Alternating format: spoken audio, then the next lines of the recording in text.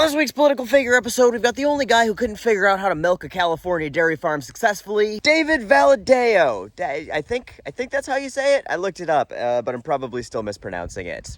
Hi. Valadao was born April 14th, 1977 in Hanford, California. He graduated from Hanford High School in 1995 before going on to College of the Sequoias for a couple years before he decided that just being a partner in Daddy's dairy farm was easier than school, and he dropped out. By 2018, Triple V Dairy Farms that he was a partner of went bankrupt after being sued for defaulting on $9 million in loans, and also for not paying his employees minimum wage, and for not paying them overtime, and for denying them breaks. Despite losing the lawsuits, he never had to pay the settlements because of the whole, bankruptcy thing. And I want to take a moment to appreciate here how bad at business and finances you have to be to bankrupt a 17,000 head dairy farm. Now, don't get me wrong, small dairy farms, very hard to keep afloat anymore. The corporate egg lobby has basically legislated them out of existence. But once you start getting into dairy operations with thousands and thousands of cows, it would be easier to bankrupt a casino than that dairy farm. Because us, the taxpayers, literally write these dairy farms massive welfare checks just for existing. In fact, 3/4 of a dairy farm's revenue comes from direct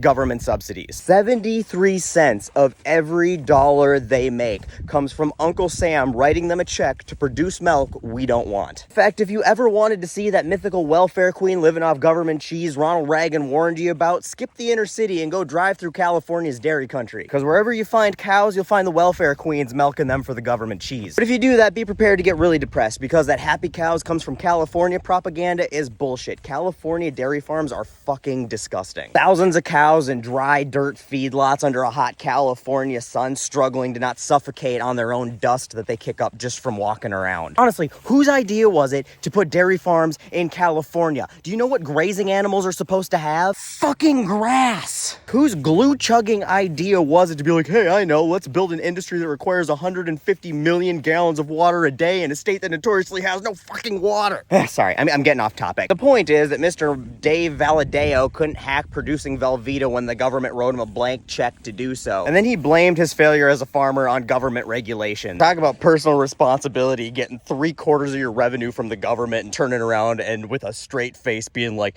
it's the government's fault I can't pay my bills. Anyway, being completely unable to keep a lucrative business he was handed from going bankrupt, he had two options. Could have went the Dave Ramsey route, exploiting poor people by selling them bad financial advice. But he decided instead to do what other people who bankrupted unbankruptable businesses like casinos did and got into politics. Can't manage the finances of a company successfully, so why not give it a shot managing the finances of a country? In 2010, he ran for California's 30th State Assembly District and won. 2 years later, he was elected to California's 21st Congressional District in the United States House of Representatives. He's remained in the seat ever since, although now he represents California's 22nd District after redistricting. Now, his district is an incredibly competitive one, and he's managed to hang on to it by, being not super terrible. Despite being a Republican, he voted to ban discrimination against members of the LGBTQ community, and he voted for the Respect for Marriage Act to codify same-sex marriage. Although, strangely enough, he didn't sign a Supreme Court brief that 300 of his Republican colleagues signed, urging the Supreme Court to support same-sex marriage, so it's weird. But whatever, his voting record is on point for that issue, especially considering his party. When it comes to immigration reform, he's in favor of comprehensive immigration reform because apparently his brain is capable of more complex thoughts than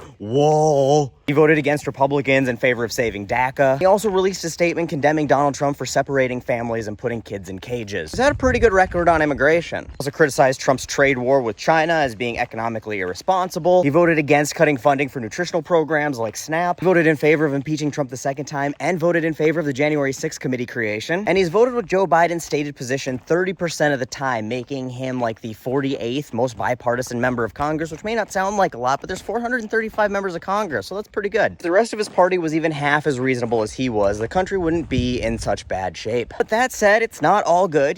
Being a Republican, it's a requirement to be really bad at the economy. So we voted in favor of Donald Trump's Tax Cuts and Jobs Act. The one that gave huge permanent tax cuts to the ultra wealthy and expiring tax cuts and then a tax hike to the rest of us. Also gave us a record deficit and record debt increase, fiscal conservatism and all of that. He voted in favor of repealing the Affordable Care Act. He's also been incredibly hostile to women's health care and reproductive rights and has pioneered abortion ban legislation for the majority of his career. And so for that alone, he should have to go. He's also a climate change denier, trying to pretend that California's climate problems have nothing to do with climate change. Talk about literally being the dog in the burning house, being like, everything's fine. This is fine. Because, California's always like, on fire. Anyway, he could certainly be worse, but he could definitely be a lot better. Well, there's definitely other congressmen I would love to see de-seated more than Dave, especially because I love seeing reasonable Republicans be rewarded for being reasonable. As a result of his ruthless attacks on women, I'm rooting for his opponent, Randy Salas, to replace him